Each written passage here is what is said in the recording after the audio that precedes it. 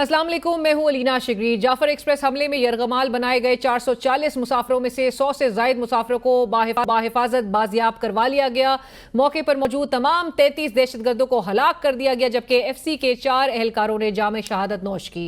DGISPR का कहना है कि दहशतगर्दों को किसी सूरत अपने कदम जमाने नहीं देंगे। दहशतगर्दों का दीन इस्लाम से कोई ताल्लुक नहीं। दहशतगर्द खुदकुश हमलावरों की मौजूदगी में खवातीन और बच्चों को ढाल बनाए हुए थे, जिसकी वजह से ऑपरेशन में इंतहाई एहतियात बरती गई और महारत का मुजाहरा करते हुए कानून नाफिज करने वाले इदारों ने तमाम खवातीन और बच्चों को बाजियाब करवा लिया। वजीर आला बलूचिस्तान सरफराज बुख्ती ने बलूचिस्तान असेंबली में खिताब करते हुए सिक्योरिटी फोर्सेस को ऑपरेशन की कामयाबी पर मुबारकबाद दी। उनका कहना था कि दहशतगर्द तंजीमें बलूचिस्तान के 1 इंच पर कब्जा नहीं कर सकती।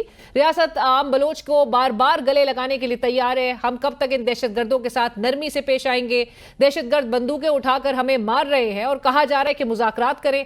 रियासत डायलॉग के लिए तैयार है, दहशतगर्द तैयार नहीं। मुबारकबाद देना चाहता हूं अपनी सिक्योरिटी फोर्सेस को, SSG के उन बहादुर जवानों को, तो उन्होंने तमाम टेररिस्ट को जहन्नुम वसल किए। मैं ये कह रहा हूं कि 1 इंच टेरिटरी होल्ड करने की ताकत BLA या ये जितनी भी दहशतगर्द तंजीमें उनके अंदर नहीं है। वो डायलॉग के लिए तैयार नहीं है। रियासत तो तैयार है। सानिया, जाफर एक्सप्रेस के बाद मुल्क में शदीद तशवीश की लहर पाई जाती है कि आखिर कब तक मासूम पाकिस्तानी दहशतगर्दी की भीड़ चढ़ते रहेंगे। अक़वाम मुत्तहिदा, अमरीका, चीन, Iran, human rights commission of Pakistan और पाकिस्तान में जर्मन सफीर ने हमले की शदीद अल्फाज में मजम्मत की। दहशतगर्द ये मजमूम कार्रवाइयाँ बाकायदा एक एजेंडे के तहत कर रहे हैं ताकि बैन अल-अक़वामी सतह पर मुल्क में अदम इस्तेहकाम की मंजरकशी की जाए। और इसमें कोई शक नहीं कि शिद्दत पसंदों ने दहशतगर्दी की हालिया लहर से एक तरफ पाकिस्तान के इमेज को दुनिया भर में मुतासिर करने की कोशिश की, तो दूसरी तरफ इन कलअदम तंजीमों ने मेन स्ट्रीम में खुद को बाकायदा तौर पर रजिस्टर करवा लिया है, जिसके आने वाले दिनों में बहुत मनफी असरात हो सकते हैं।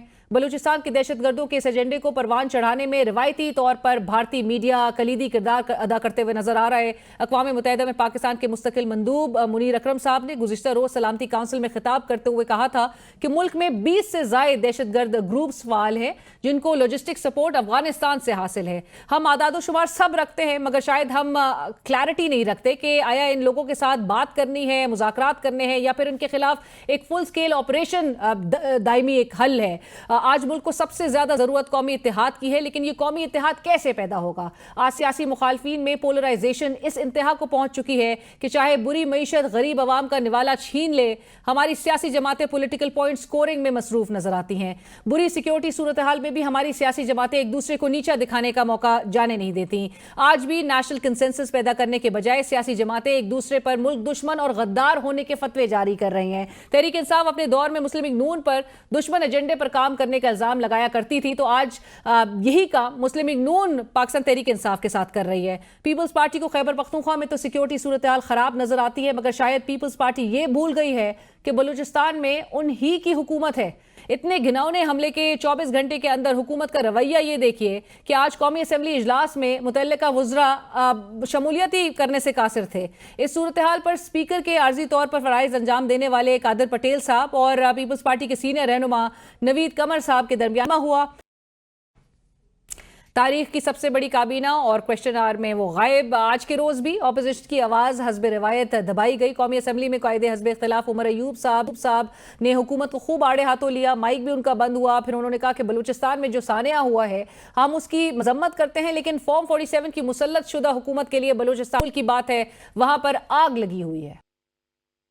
और नाज़रीन, प्रोग्राम में सबसे पहले आपको बलूचिस्तान की ताज़ा तरीन सूरत हाल से अपडेट करवाते हैं। वहाँ से हमें ज्वाइन कर रहे हैं bureau chief ABN news Quetta Mustafa Buzdar साहब। मुस्तफ़ा साहब, बताइएगा इस वक्त बलूचिस्तान की ताज़ा तरीन सूरत हाल क्या है? जिस तरह से बताया जा रहा है कि बाहिफाजत मुसाफिरों को बाजियाब करवाया गया है, ऑपरेशन का क्या स्टेटस है इस वक्त? गुज़िश्ता रोज से अब तक जो है सिक्योरिटी फोर्सेस ने ऑपरेशन जारी रखा। कल की अगर बात की जाए तो कल जो इब्तदाई तौर पे 80 जो मुगवी हैं उनको बाजियाब कराया गया।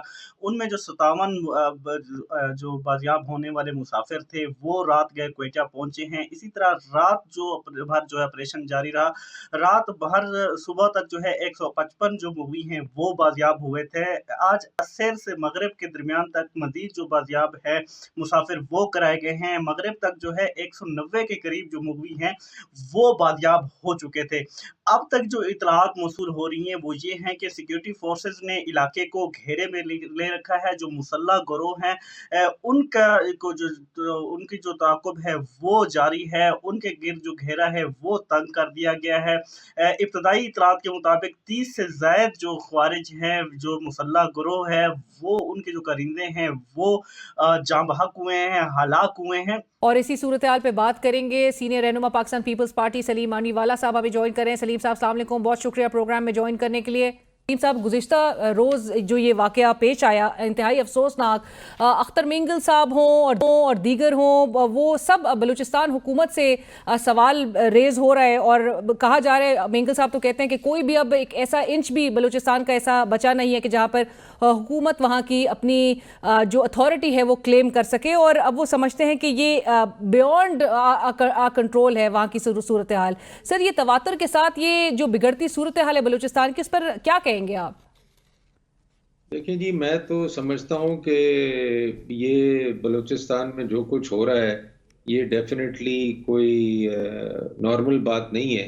This is a very abnormal situation, और जो भी इसको स्पॉन्सर कर रहा है और जो भी ये चीज़ें करवा रहा है, ये मेरी नज़र में बड़ी ख़तरनाक हैं।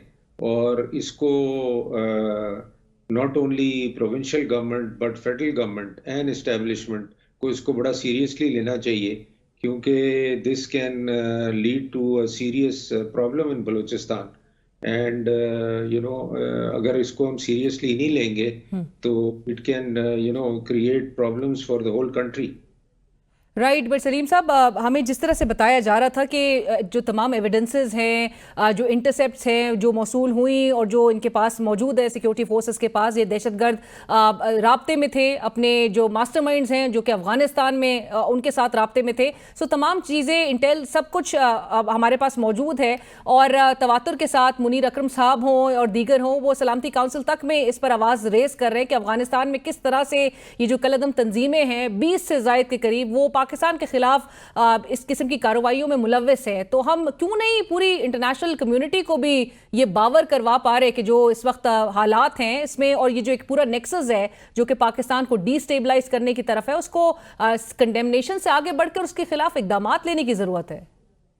बिल्कुल सर, मगर हमने पहले तो देखें, बाहर तो हम ये ज़रूर इशू उठाएं, यूएन में भी उठाएं, हर जगह उठाएं, मगर मसला तो हमारा इंटरनल कि ये कौन करवा रहा है और क्या कैसे किया जा रहा है।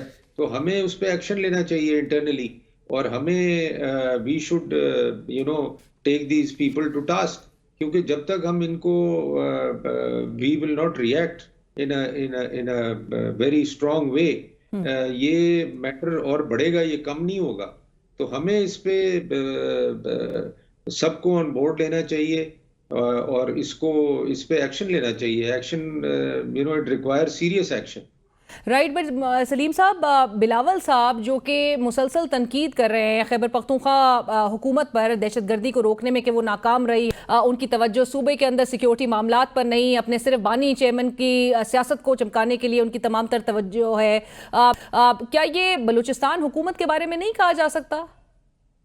देखें, बलूचिस्तान हुकूमत का तो कोई और एजेंडा नहीं है ना, वो इसलिए ये तनकीद कर रहे हैं क्योंकि उनको और इन चीज़ों पे कोई फोकस नज़र नहीं आता। वो तो हुकूमत ये जंग लड़ रही है, बलूचिस्तान की हुकूमत, उनका तो कोई और एजेंडा है नहीं। उनका तो यही एजेंडा है कि बलूचिस्तान में स्टेबिलिटी आए, बलूचिस्तान में पीस आए, बट उनको वसाइल चाहिए, उनको सपोर्ट चाहिए।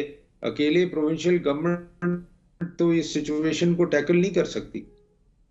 अकेली जहां पर आप कह रहे हैं कि प्रोविंशियल हुकूमत वो टैकल नहीं कर सकती, इसमें वफाक को भी और तमाम को ऑन बोर्ड लेने की ज़रूरत है। आज सीनियर सियासतदान इस मुल्क के सदर मुमलिकत जनाब आसिफ अली जरदारी साहब को ये मशवरा दे रहे हैं कि वो APC इस पे कॉल करे।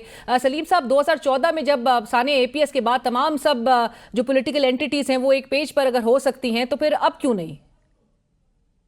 बिल्कुल हो सकती हैं, और मैं समझता हूं कि APC बुलानी चाहिए इसके ऊपर, बलूचिस्तान की सिचुएशन पे, और बलूचिस्तान में बुलानी चाहिए ताकि बलूचिस्तान को ये पता चले कि पूरा मुल्क बलूचिस्तान की सिचुएशन पे वरिड है और कंसर्न्ड है। और हम इसको टैकल करें as a country, as a nation, बजाय इसको आइसोलेशन में डील किया जाए और इसको छोड़ दिया जाए कि जी और ब्लेम गेम शुरू कर दी जाए कि जी ये प्रोविंस का प्रॉब्लम है, ये सिर्फ फोर्सेस का, दिस इज एवरीबडीज प्रॉब्लम और इस पे everybody should be on the same page to deal with this situation. और इसी के साथ ही बढ़ेंगे एक ब्रेक की तरफ, हमारे साथ रहिए।